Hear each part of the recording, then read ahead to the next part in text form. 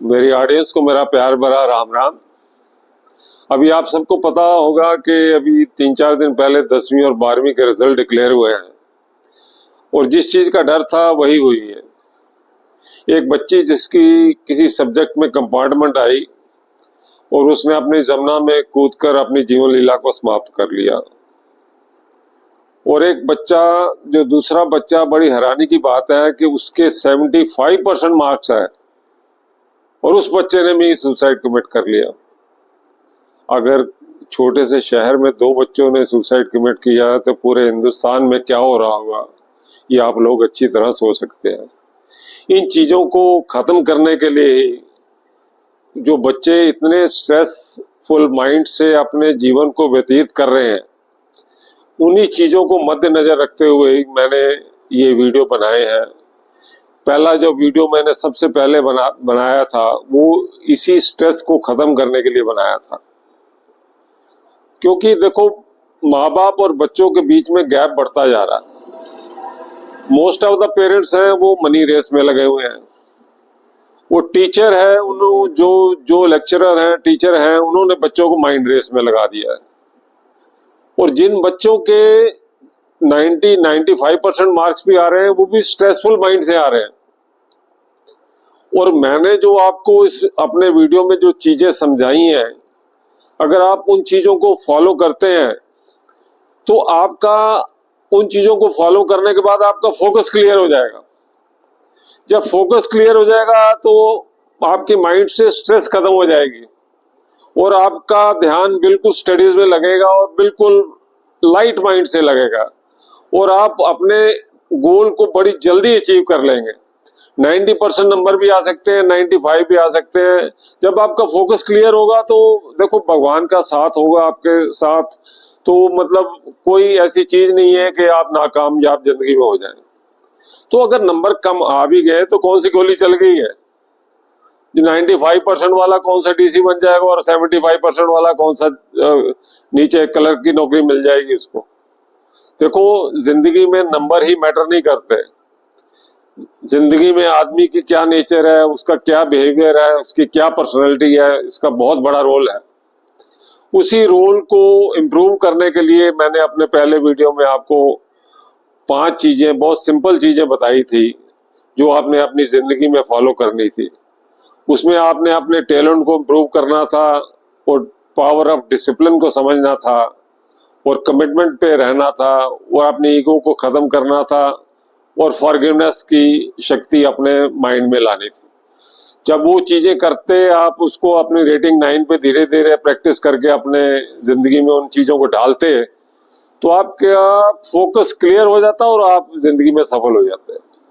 तो मैं पेरेंट्स को पहले भी कहा था कि ये अलार्मिंग सिचुएशन है, तो अगर आप अपने बच्चों को ध्यान नहीं करेंगे, देखो ये कोई तो ऐसी चीज है, देखो बच्चों को ये संस्कार तो देने पड़ेंगे और क्या देना है वो मैं आपको बता रहा हूं।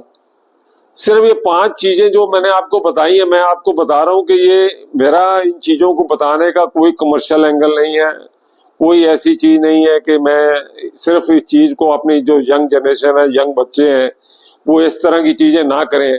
उन चीजों को ठीक करने के लिए मैं बार बार वीडियो को डिटेल में बताने की कोशिश कर रहा हूँ। पहले वीडियो में मैंने आपको सारी चीजें इकट्ठी बताई थी, फिर मैं एक एक पॉइंट को ले रहा हूँ। पिछले वीडियो में मैंने डिसिप्लिन के बारे में बताया था, उससे पहले वीडियो में मैंने टैलेंट के बारे में बताया था कि कैसे उसको आप रेटिंग 9 पे ला सकते हैं। आज मैंने आपको कमिटमेंट के बारे में बताने का वादा किया था। तो देखो कमिटमेंट बहुत जरूरी है। कमिटमेंट का मतलब सबको पता है कमिटमेंट क्या होती है। देखो जो आदमी कमिटेड है वो आदमी, देखो हर आदमी इसको कहेगा कि ये बहुत रिस्पॉन्सिबल है और रिलायबल है। और नंबर 2 पे वो क्या है कि वो बहुत स्ट्रॉन्ग ट्रस्ट क्रिएट होता है रिलेशनशिप में अगर आदमी कमिटेड है। और नंबर 3 पे आपने जितने भी आपके गोल्स हैं, वो ड्रीम्स हैं, अगर आप कमिटेड हैं आप उनको बहुत इजीली अचीव कर लेंगे।